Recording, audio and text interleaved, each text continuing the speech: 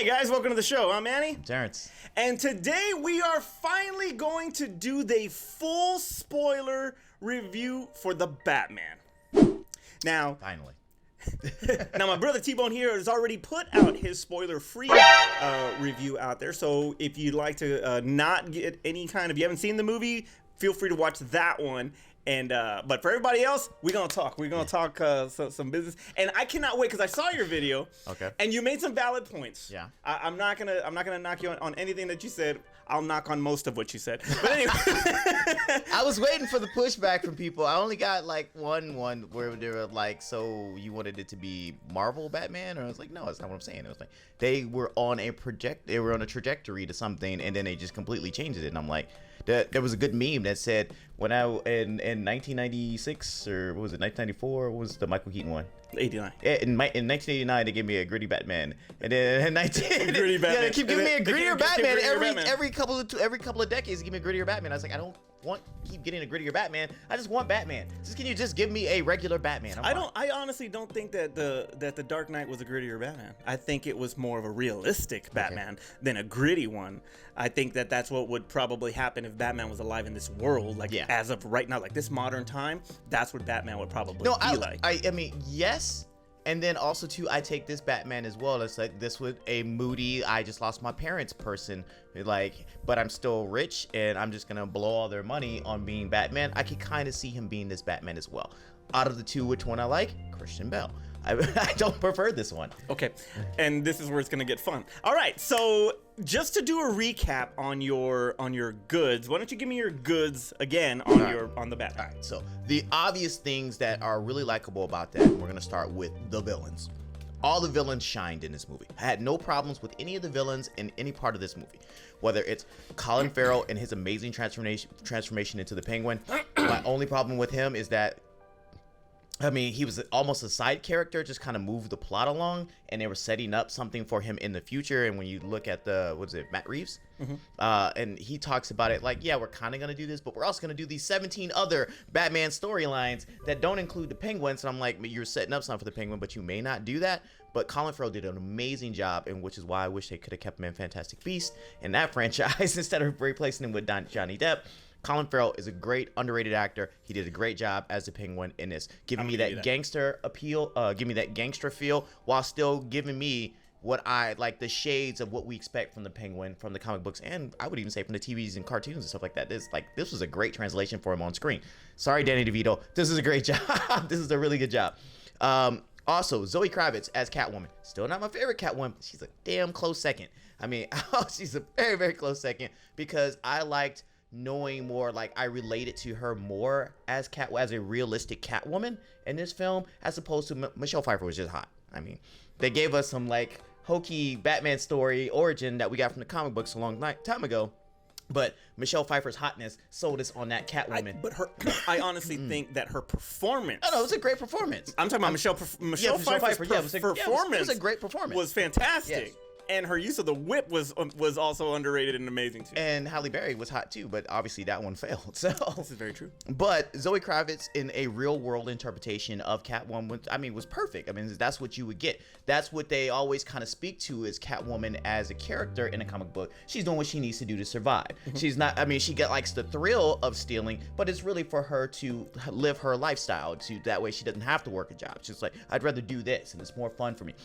And having to take care of somebody, because in the comic books they also mentioned she had to take care of a sister, and in this interpretation it was just kind of another girl that was on the street and stuff. So I really, really got it, and I really like what they did with Zoe Kravitz. And then I saw Zoe Kravitz in something else, and it was I don't know if they did a filter on her to make her look darker in this film, but then she was in something else and she looked white.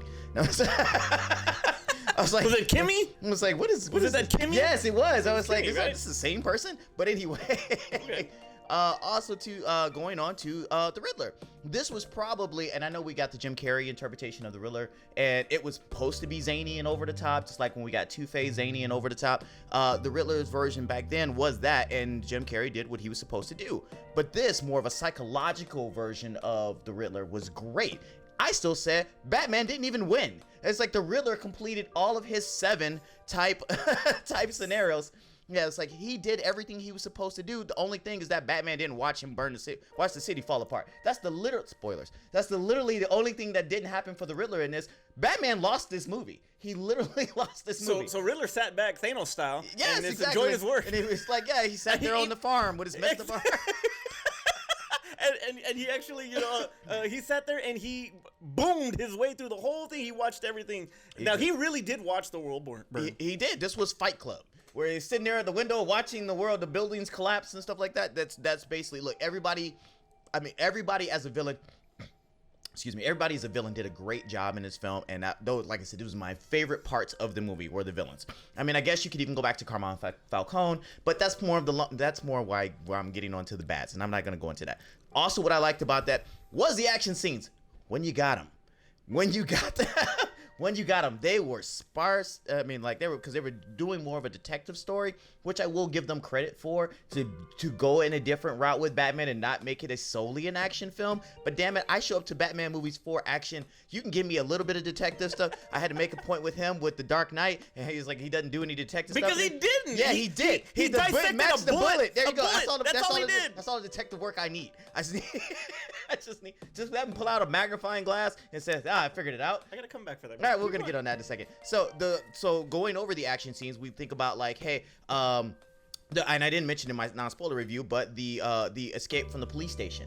That was a great even more along the lines is I like the hallway scene when it's pitch black, and then as they're shooting him, you're seeing the sparks come off of him and he's fighting people. That was an amazing shot. Does it not? And I'll get into it a little bit, but does it not? There are certain parts of this, and that scene was so Rogue One, Vader scene. That's what I thought of. That's like one of the first things I thought of when that scene was happening, and it was all practical effects. Matt Reeves talked about that scene. It was all shot exactly what you saw was shot with practical effects, and it was phenomenal. Very reminiscent of the Rogue One Vader scene, and I freaking loved it. Matching with the freaking Vader music. Yes. The Imperial, there's like certain Imperial march grooves. Yes, if you play it, I could see it definitely matching up. If you gave it a red tint, it'd be perfect. The other scene was when he fought the thugs, but they kept saying, like, in a lot of people's breakdowns of the original trailer, they were saying that they were the Joker like thugs, but they weren't really related to the Joker. But just that scene of how, like, he just kind of brutally ran through them. It wasn't as much as like he was a refined martial art. He was just like, I'm just gonna beat you down because for 15,000 times I am vengeance. As they said throughout this movie. Yeah, it gave me the let's take a shot every time they say I am vengeance. Just like it was like Evil Dies Tonight in Halloween Kills. So that. And then my last one was the chase scene against Colin Farrell, even though I still feel like the Batmobile stalled out. It was just kind of, all right, Batman, you gonna get out there and lift the hood and you gonna do something with this or what? But it started back up and it went on the chase scene, which obviously they gave it away in the trailers, but it was still like amazing. It was a great shot. And you're on the edge of your seat when you knew how it was gonna play out. It was the perfect thing. And that's where I'm done with the goods. I like the action scenes, I like the villains, and I liked, the action scenes and the villains. Yeah, there you go. Would you say that was the best car chase in Batman franchise? Or would you put that like right on par with Keaton's Access Chemicals? There you go. That's what I was gonna say. We're right on the there. same. It's right there. Okay, good. So we were on the same page on that. Because I think it's a little better than the Tumblr scene when he was just kind of like blowing through buildings and walls and stuff like that. I think it was a little bit better just because like you could see both sides. Before in the Tumblr scene from The Dark Knight, it's just kind of he's just taking things out, and it's only from his perspective a little bit until you get to the Commissioner Gordon inside the truck. But this one, you got to like, you understood Batman's trying to take him down, and he's like, I'm trying to get away, and it's more. I felt this one a little bit more, and maybe it's because it was newer, and I'd already seen that one 15,000 times. But you have to admit but the Michael Keaton scene in Ace Chemicals, I love that scene. I could watch it anytime. Yeah, but you have to admit that the ejection of the bat cycle from the Tumblr was money. That was awesome. That was money. Awesome, because it was unexpected at the time. It was unexpected at the time. So you have any other goods that I didn't touch on? No. Off the top of my head, because I know that you're gonna drill me on a lot of this stuff, so it's okay. All right, so here we go. For me, now before this is still in the goods, right? This is the goods for me. Okay, now It's gonna be a long one. Okay. All right, so she said. Before everyone begins to hate on me for what I'm about to say, hear me out. Okay. All right. I have swirled it around my head for the last 2 weeks, and I settled on this opinion. And I assure you, this is not a prisoner of the moment type of thing. Not. Okay. At all. All right.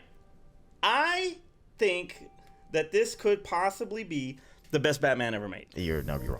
The best Batman film ever made. You're wrong. Now this is in no way. Now this is in no way discounting The Dark Knight at all. I still believe. I mean, it sounds like you are. No, I'm not. I still believe that would make TDK you is a wrong. fantastic film that is well directed, well acted, and some of the best cinematic moments in movie history. Would you agree on that? Okay. Ledger's performance obviously raised the bar, set the standard. Yes. Not just for the Joker, but for how villains are depicted in film. Period. Okay. When it comes to comic book movies, do you agree with that? I do agree with that. Okay. very This is good. why that's the best. So we're that's on the the- best so we're Batman. on the same- so That we're is on the the same best page. Batman. What sets the Batman apart from all the other films in the franchise is the story itself, which is a psychological thriller complete with the noir type of voiceover narration. Okay. So I did like that about the film. Okay. The characters in this, although well known by name, bring something new that has never been seen before in DC live action. We are usually subjected to this type of storytelling on the animation side of this world. Do you agree with that? True. Okay. While this is technically a comic book movie, it is heavily inspired from classic thrillers of the past. The Riddler eerily replicates the look and the sound of the Zodiac Killer.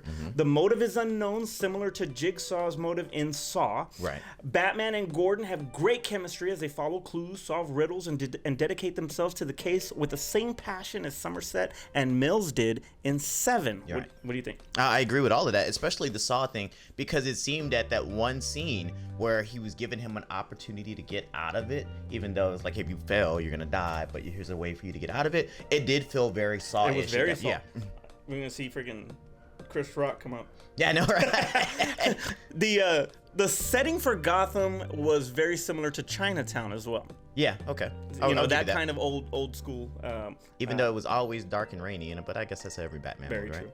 The action sequences are few, but when they happen, they are visually stunning, especially the car chase between Batman and the Penguin. Yeah. The fight scenes are also well done, but they still have some catching up to do when it comes to the Batman fight scene in BVS. Yes. That's the best fight scene that Batman's ever done, period. Yes, That's yes. my favorite. And that was more Arkham there. Yes, it was. It was also / Born Identity almost, Yeah. a little bit of that. So I really dug that one. They still got some ways to go on this one. The score is brilliant, Yeah. I thought. It fit the tone of the film, the state of Gotham, and Batman himself. The acting was great in the film. Zoe Kravitz, Jeffrey Wright, and an unrecognizable Colin Farrell, who was fantastic as Al Capone. Yes. from The Untouchables. I mean, all I heard. Perfect. Every time I saw him, it was freaking Robert De Niro There in you go. Untouchables. That's the one part that I could not get together, because I kept saying that he's doing a great Robert De Niro impersonation, but it did not click to me. It was Al Capone. Al Capone, The Untouchables. I was thinking more Godfather-ish. I was thinking like Casino. I was thinking everything else but Godfather, and that's literally what it was. It was Godfather. And you have to admit, and if they take, I mean, not him- Godfather, Untouchables, and it was like, I want him dead. I want his family dead. I want because the mannerisms of everything that De Niro was as Capone fit that. That's how he portrayed it. And maybe almost. that's what he used as his Inspiration, yeah. But you can see if they do take him a little bit further, where he's becoming a little bit more of a ruthless crime boss, that we're gonna get that dinner scene with a baseball bat. There you go. That would be freaking awesome. Anyway, Turturro, also amazing. There you go. Totoro. That's I couldn't remember his name. Now, even though you say that he was a subplot, in a lot of connections and coincidences, yes, he was. But he is actually part of the bigger riddle than everything too. So, you know. Keep going. Okay. Look at you. All right. Okay. But it is Paul Dano that steals every scene that he is in. His portrayal of the Riddler Without many lines in this movie. yeah, really. His portrayal of the Riddler is far from the take that Jim Carrey gave us in Batman Forever. Right. He is brutal, psychologically tormenting. The selfie messages mirror that of the brilliant Heath Ledger's Joker in TDK, and his subtle but menacing voice would make Face Off's Pollux Troy proud. Would you agree with that? I would agree. He had an awesome tone in his. Look, in the simple fact that like he didn't have a lot of lines, and it was just more of his presence and how everything kind of unfolded around. Like he's just always was the smartest person in the room, and that's what I wanted from Riddler. And that's normally his back in, or his relationship with Batman, is that he's trying to prove that he's smarter than Batman. In this movie, he definitely proved that he was smarter than Batman. In year 2, yes. Yes, in year 2. Yes. This is the first fight between Cloverland and Rocky. Oh, but in the next fight, Batman will beat him. Okay. Anyway, go ahead. I'm sorry. Karate Kid 3. Exactly. Okay. Right. Finally, the biggest reason why it is the best Batman film ever made. Okay. Most of the Batman films revolve around the duality of roles for Bruce Wayne. Okay. How does he coexist with Batman? How does he remain a symbol of hope for the city of Gotham? This time, it is Batman that must understand how to coexist with Bruce Wayne. Gotham is seen through the eyes of Batman, not Bruce Wayne. Donning the tuxedo suit and tie is the real disguise, not the cowl. It reminds me of the scene in Kill Bill 2 when Bill is comparing the bride to Superman. Superman is who Kal-El really is. He disguises himself as Clark Kent, portraying him as a regular, sometimes buffoonish man in some cases, because that's how he interprets mankind. Bruce Wayne is an outcast in this. When he is not in the cowl, he avoids the gatherings and other expected behaviors of the rich. That is what I liked about it. Matt Reeves is no stranger in recognizing who the real star is, because he did the same thing with Caesar and the Apes in Dawn of the Planet of the Apes and the War of the Planet of the Apes. He highlighted the apes. He didn't do that. He didn't really highlight the humans that much, even though Woody was awesome in War. With a 3-hour runtime and this direction, there is far more Batman on screen in this movie. True. Very true. Okay. I mean, because we got little Bruce Wayne, but I will say that this is not the first time they've done that. Because if we even think back to The Dark Knight, or like at least the that universe or that series, it was always stated that he was Batman first and he was Bruce Wayne. Because even in the whole sense where he was like, hey, no, you're supposed to be out with these models. And the minute he got out with the models, he was like, all right, cool, I'm out. I gotta go be Batman. I did my Bruce Wayne thing. I gotta go be Batman. Right. In year what? 8? This is year 2. First movie was year 1. It's like we got that already. And he's still okay. You're right. He was homeless and he was stealing. We got all that stuff before. Okay. We got that in the first movie. Batman Begins. It's called Batman Begins. Robert Pattinson, because you didn't talk about him, and I'm because he's not on my goods. Robert Pattinson was phenomenal as Batman. His take on the role was raw, unhinged, and as equally deranged as the Riddler. He was consumed by vengeance and extremely violent, but later sees the value in people towards the end, and he'll eventually become the hero and the symbol that Gotham deserves. Okay. That was my goods. What do you got? All right, so I mean, what I have as pushbacks we'll talk about in the bads. So I would just let you kind of revel in your goods, and that's where my line goes. I'm ready for the bad. I'm ready for the bad. Not because I want to tear this movie apart. It's just because I want to explain why I found fault in this movie. And that's not fine. To say that this is a bad movie, but it's just not my best Batman movie. But staying to what I was talking about, like, it was different, and it's the difference where it's focusing on Batman, and I don't know if I have that written down, but Michael Keaton did not appear in Batman Forever because he got tired of being upstaged by the villains. That's why he quit. Oh, really? Okay. Yeah, that is why he quit. I just thought like he didn't agree with the script going forward, and that's the reason. No, that was one of the biggest reasons. And then when you have a personality, like, you imagine him having to interact with Jim Carrey, and the improv and all of that stuff. Yeah. Tommy Lee Jones could barely handle him. Yeah. And you want Michael Keaton, Okay, I can see that. So I can see that. So that's where this one is different, because although Paul Dano, the Riddler, stole the scene, I think he stole them with his low tones, and, like you said, his presence. He was not like all outlandish, or anything like that.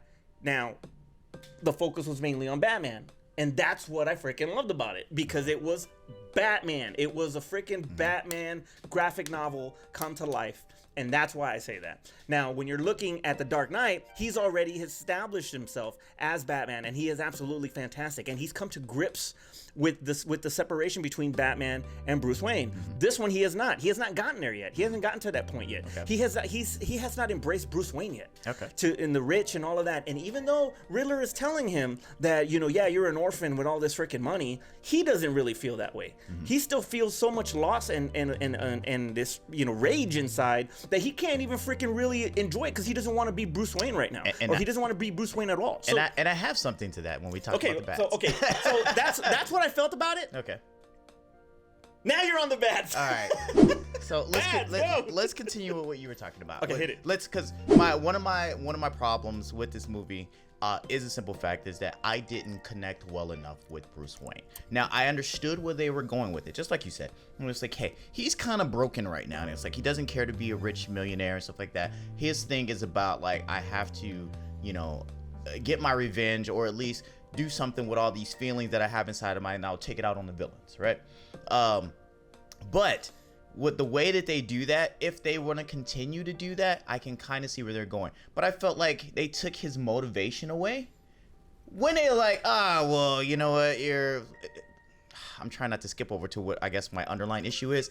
When it's like, hey, your dad was probably mixed up some stuff, and it's like, you really shouldn't feel bad about it. And it kind of made it feel like, well, his parents didn't mean anything, and it's like, I'm just going on to be Batman because I just want to be Batman. I want to be moody, and like, but it felt like they betrayed his character in like a quick 180 towards the end of the film, and gave him no purpose to be. And I know you're trying to say, it's like now he's doing it for the people. No, well that too. But Alfred is that turning point. Okay. He's the one that sets it clear when he's talking to him, and that was a pretty intense scene as far as the dynamic between the two actors, and the way they're delivering their lines and all of that. But the characters connecting, their connection and all of that, Alfred is telling him about his father being a good man, and he didn't try to what Falcone was trying to do and change his mind and his perception of his father, and or not even that, but of his ties with the Maroni family or whatever. And then also too, I kind of felt like if you're gonna pretend to kill Alfred, you should just kill Alfred. And it's like there was no reason for them to do this. It kind of pushed him a bit. I just didn't agree with it. More of my underlying thing about this movie is the simple fact is that I don't like the Long Halloween storyline. I don't. But it's not just the Long Halloween.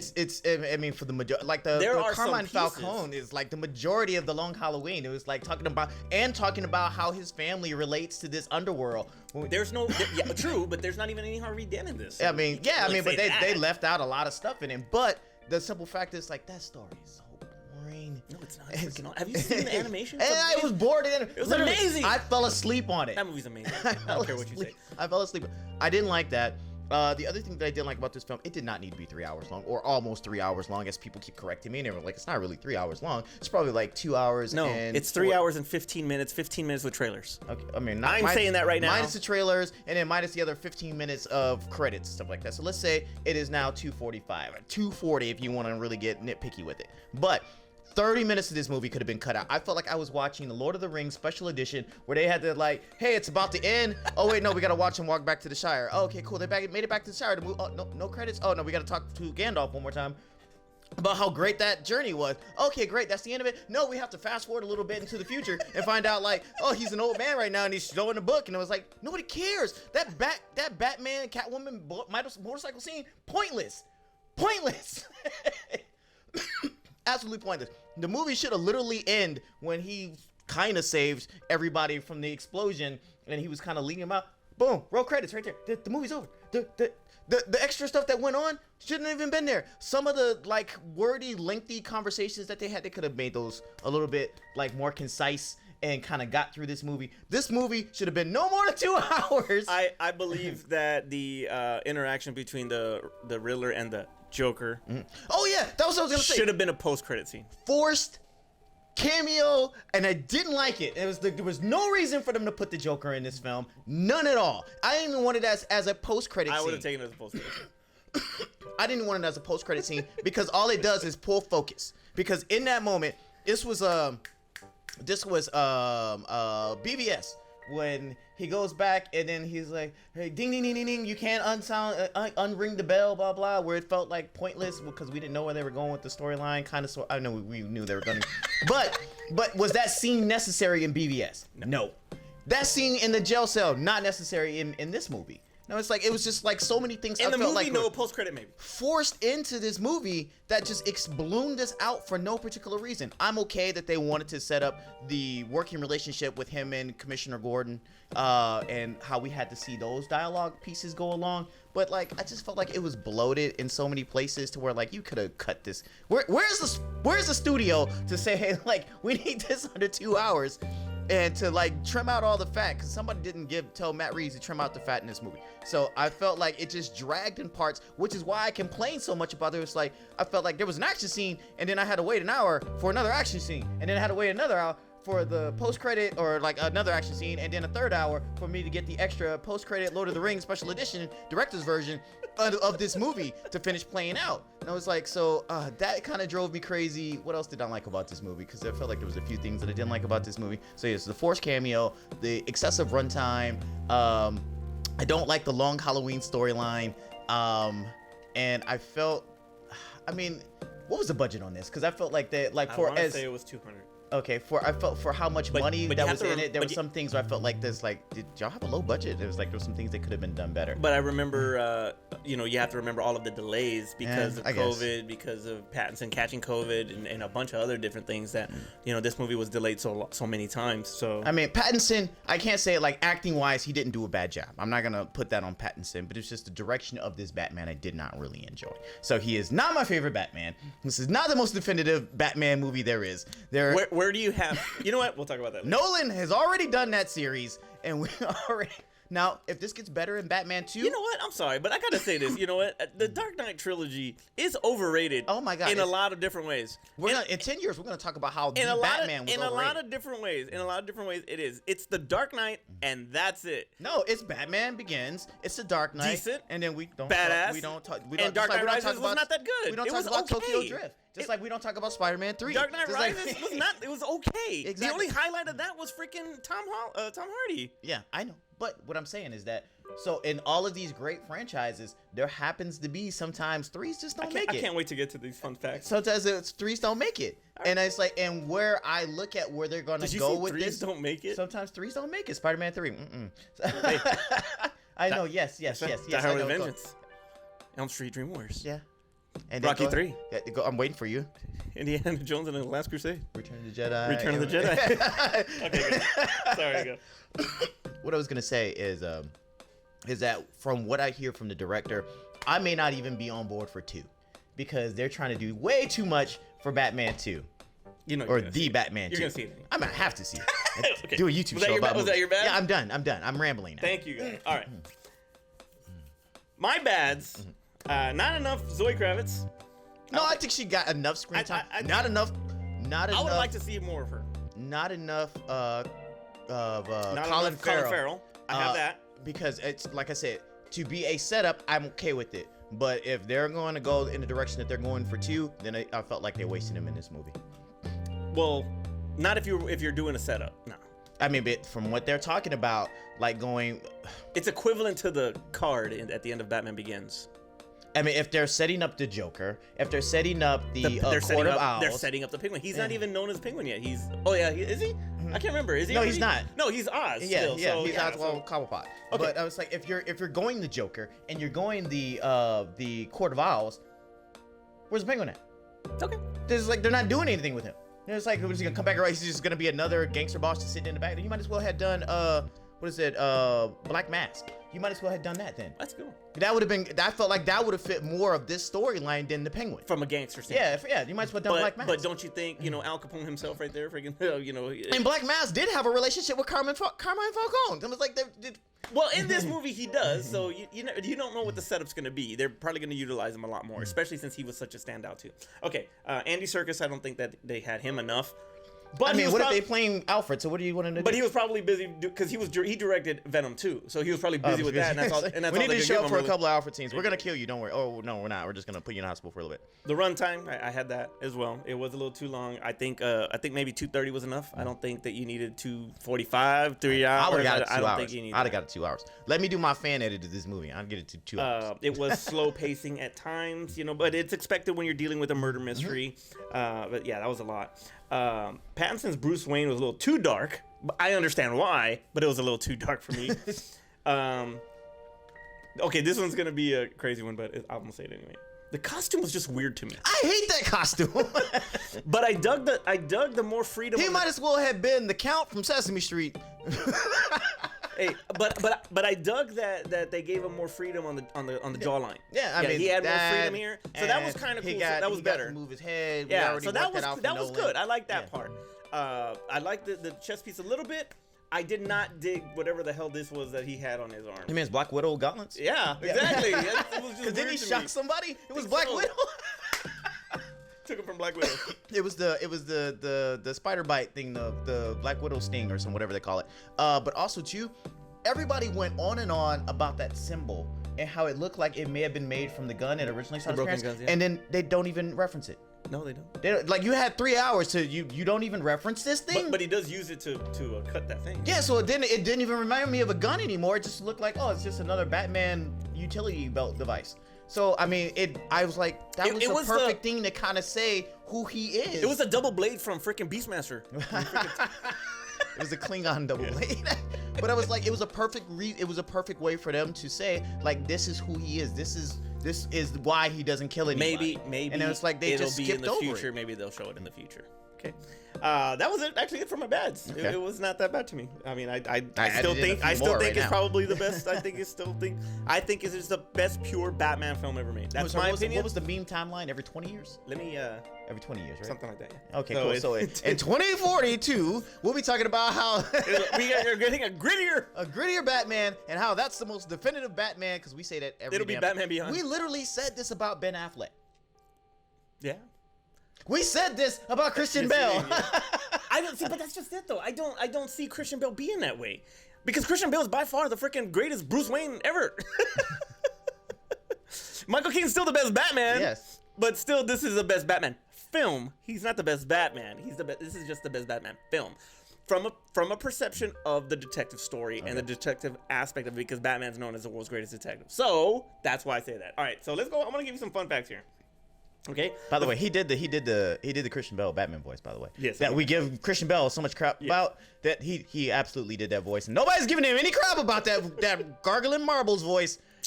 The film has already grossed $500 million worldwide, so this is the first Batman to highlight the black circles around the eyes. I mean, yeah, at least they cool. explained it. It was like, yeah, you got to make sure you put your makeup on before you go out. This is influenced by the your eyeshadow. This is influenced by the Long Halloween, Batman Year One, and Batman Ego. Okay, so I don't know Batman Ego. I don't know that one either. Originally set to be directed and starring Ben Affleck. This was his solo. Okay. This would have been his solo. At least this would have given more insight to our current Batman, who kills. Okay. He does kill. Yeah, like I would have at least I would. And Aquaman bangs fish. All right. Yeah. Have you seen Peacemaker? Yes, I have. Which we have not talked about. We have not. That's amazing. God, that's like the best surprise of 2022. Hush may be a future villain. That was the other one. I'm glad you did Hush. I don't know. I have Robin's head on him, or Jason Todd's head on him, but Hush, another thing that's gonna distract away from the Penguin. Unless Hush is the third villain. He's part 3. I would like to see Hush. somebody... Okay, so Hush is more like he's manipulating the thing, and so like the comic book version. What was his name? I can't remember, but he was a childhood friend of Bruce Wayne. Yeah, Thomas Elliott. Yeah. Thomas Elliott. So he was a childhood friend, and then he's manipulating all of these other villains behind the scenes, so that way he can achieve his goal against Batman. And then in the animation, they made him the Riddler. So that's a great play in that they can tie in that way. But once again, I feel like you're still wasting the Penguin there. It depends though, but you don't know when you're gonna use Hush. You don't know if you're gonna use him for part 2 or part 3, or if you're gonna use Penguin as a full-blown in Court of part 3. Owls. I don't know. That's what I'm saying. It all depends. Okay. Barry Keoghan, I hope I said his name right. All right. Barry Keoghan appears as the Joker in the cameo. You don't like that. One, if you're gonna do the Joker, just let's tie it together. And just I do would have Joaquin loved Phoenix. for it to be Joaquin. Let's just tie it together. That would have been perfect. Perfect. At least we already know. Okay, look, that's already established. And then, hey, we're gonna kind of tease you. Like we're still doing something with Joaquin Phoenix. That would have made me happy. Instead, it's like, okay, they haven't forgot about it. But no, we just recast. We're gonna do it again. So now I gotta go through all of this crap again, trying to learn this new Joker and his interpretation. That like I just liked Joaquin Phoenix's interpretation. Why are you going to make me try to make somebody else's interpretation? Make me like that. And he's actually heavily, I mean, just like the Joker was, Joaquin's Joker, his version is heavily inspired by The Man Who Laughs, where he has a disease that gives him the permanent smile. Mm-hmm. Well, in this case, anyway, that's what they're talking about. He's got the permanent smile, so that's going to be interesting on how they use that. I agree with you on the do we really need another Joker right now? That should have been Joaquin. That's just me. Anyway, and there wasn't a lot of I guess the whole little recorder eye lenses things. I was going to say there wasn't a lot of tech in this film that you couldn't have said it was an older decade. I don't know, dude. Camera contacts is pretty high tech. Yeah, no, that's the only thing that I could think of. That is pretty freaking high tech. I mean, that's the only thing I could think of that was really kind of saying like, okay, we're in the current times. Is the camera contact lenses? But everything else, like even the way the city looked and everything was just kind of dark and dreary. It could have been any damn decade, and it could have been closer to Joker. Yeah. The 70s when the Joker came out. But there were a lot, when you're watching Joker, there were a lot of people that were dressed like him. Mm-hmm. So who's to say that he wasn't one of the disciples? Who's to say? We don't know.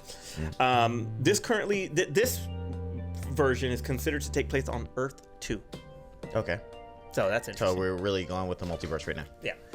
Now, which they hadn't established yet until now. Until the Flash Paradox. I mean, that hasn't come out yet. So that doesn't exist yet. Which got pushed back to 2023, so we don't even know when I told you a long time ago that movie was never coming out. I don't know. Go back, look through the things. I said that movie's never coming out. And even when we got close to saying like legit date, still got pushed back. Movie's never coming out. All right, so now I don't care if it's filmed. It's never coming out. Now to prove my point of there was a gentleman that actually broke this down, and I apologize, I didn't have your name on there, but you did a fantastic job in research. So another reason why I say that this is the best Batman film ever made, because this is a pure Batman film. Okay, I will give you that. No, let's get the rundown now. All right, here we go. Now this is the screen time of Batman in all of his films so far up to date, with the exception of with the exception of Ben Affleck's. So this pretty much pertains to Burton, Schumacher, and Nolan. Okay, so Batman '89, Batman is on screen for 27 minutes. Yeah, because it's mostly Bruce Wayne or it's Jack Nicholson. Yeah.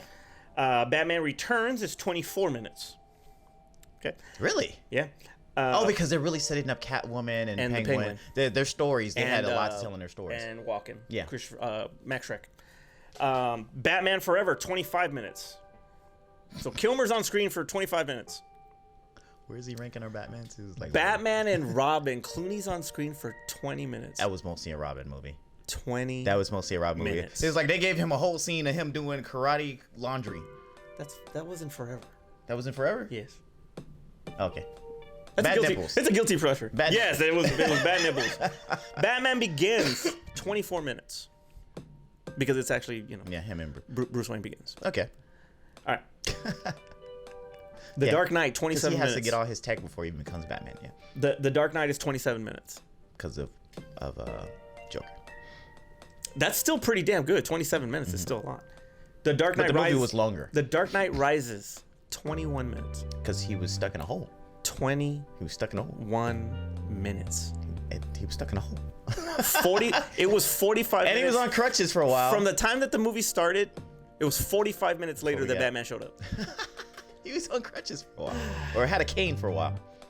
And obviously, the Batman at 3 hours should blow those freaking numbers away, because Batman's on screen for a majority of those freaking 3 hours. Yeah. So you got to give me that. Okay. Yes. This was the most Batman we've ever had in a Batman movie. That is why I say it is the best Batman film. All right. You got anything else? I mean, if it's like this the best Batman movie because he stood there all eerily. What's this guy doing here? Now there was a couple of my good buddies that have watched this movie. They have made this one comment, and whether you want to put it in the bad, it's up to you. But now I talked about the pacing, but I'm talking about literal pacing. He just kind of walked through everything. Commissioner Gordon was like, "This is what you would remind." You know what this reminded me of? It reminded me of, hey, I want you, me and you are cool. I want you to meet some of my regular friends. And he was like, but dude, be cool. We're going to go in there, we're going to meet my friends. Be cool, though. And then you go in there, and then he starts acting weird. And you're like, oh, dude, I told you to be cool, man. Why are you doing this to me? I told you to be cool. And he was not being cool. And then everybody's getting on you, and you're like, you brought him here. That's your boy. Yeah. That's your boy. But that was that. You know, when it came to the pacing and in the movement, it was like everything was dramatic. So he's like, he's gonna get a cup of coffee and be like, you know. And so that was one of the things that they were talking about. Like, it was over dramatized on certain scenes. Once again, my cut of this movie, 2 hours. 2 hours. So maybe that contributed to the 3 hours. But anyway, all right. If you don't got nothing else, nah, that's it. Well, that's then Terrence, take us home. Hey, look. Once again, I know you guys are going to talk about best Batman movie ever, best Batman, yada, yada, yada. I tell y'all to look at all the other movie reviews that came out where y'all put them same damn comments. Check yourself. But if you want to put those comments in here, go ahead. We'll revisit this in 2 decades when we talk about who's the young kid that's up and coming? I have no, Zac Efron. There you go. No, he's too young for that. I mean, he's too old for that right now. But it's like some up and coming He's Robin, kid. actually. Who plays Spider-Man? Holland. Yeah, Tom Holland decides to be the new Batman in 20 years. And we're going to talk about how he's the best interpretation of Batman. I want y'all to remember all of this time where y'all sat here and said this was the best interpretation. It's not. But anyway, if it's the first time to on the channel, make sure you subscribe as well as click the notification button so that way you're aware of all the other videos that we do on here. And you can watch my non-spoiler review and maybe just agree with me outright. Boom. Leave your comments below. Let us know what you think of the Batman. Where does it rank in your Batman list? Right now, I have it in third or fourth. Despite it, I still say that it's still the best Batman, but I'm not gonna throw away Batman 89, and I sure as hell am not gonna. I can't put it over Dark Knight right now. I can't put it over the Dark Knight right now. I will only put this one over BVS Batman just because of the end of the film. And it was like I liked him more as Bruce Wayne than I liked him as Batman. You know what? I think this is gonna be blasphemy. I think I am gonna put it above 89 as a film. I mean, Matt Reeves' like direction compared to Tim Burton's. Now, I'm not talking about Michael Keaton. Michael Keaton is always going to be the best Batman ever. There's nothing wrong with Batman 89. Nothing. I'm not saying that. You know what? They get in at like 90 minutes. Boom. But like, you got the rest of your day. I'm going to put it right. I'm going to put it right below barely above. Where's the director's cut of Batman 89? I want to barely below the Dark Knight, because the Dark Knight's balance is why I think it's still the greatest, balance. Those two films are better of Batman and Bruce Wayne. It's the best Bruce Wayne Batman movie. Those two films are better. Solely Batman, the Batman is the best one. Oh, That's just my opinion. I'm sorry. It's just my opinion. I'm sorry. Leave Dark your comments Knight, below. Batman Returns, Batman 89, maybe 4th or 5th. I mean, it'd be a toss-up there between Begins. Man, it's tough, dude, because of the context as far as the film and the mystery aspect of it all. I just really find it intriguing as far as the mystery and the if you want me to stay in on this too soon to be trilogy, then it's like y'all need to up. Okay, look, I'm gonna accept, just like I said with Lil. It's like, I'm gonna accept this. I'm not happy with it, but I'm gonna accept this. And it's like, y'all better go on a trajectory up here. Dark Knight, 89. The Batman. Better than Begins. I mean, not Begins. Better than Returns. It is better than Begins. I know, better than Returns. Oh, dang it! Exactly. This is not. I can't do it. It's still a great film. I don't care what anybody says. I say 4 better Batman films than this one. Let me know. Let us know where your ranking is. Where are all my BVS I am people completely at? Where are my BVS here. fans out there that supported BVS? Where y'all at now? Oh man. For Aspen, Art, Carla, wherever the hell they're at, I'm Manny. I'm Terrence. And we'll see you next time. Guys, you're still with us? Great. I know it's the end of the year, and I know you guys are in the holiday spirit, the spirit of giving, right? So we're asking you to give us money. So if you look down below, you'll see where it says patreon.com/thegoods. Right there is if you have an excess amount of cash laying around. If you have not bought enough Christmas presents and you're wondering, who else can I bring joy to this year? Us. That's who you can bring joy to. Have you ever looked at us and you're like, man, they should get a better camera? You're right, because we don't have enough money to. You can help us do that. Patreon.com/thegoods. Help us out. We'd appreciate it. And you can be a part of the goods yourself.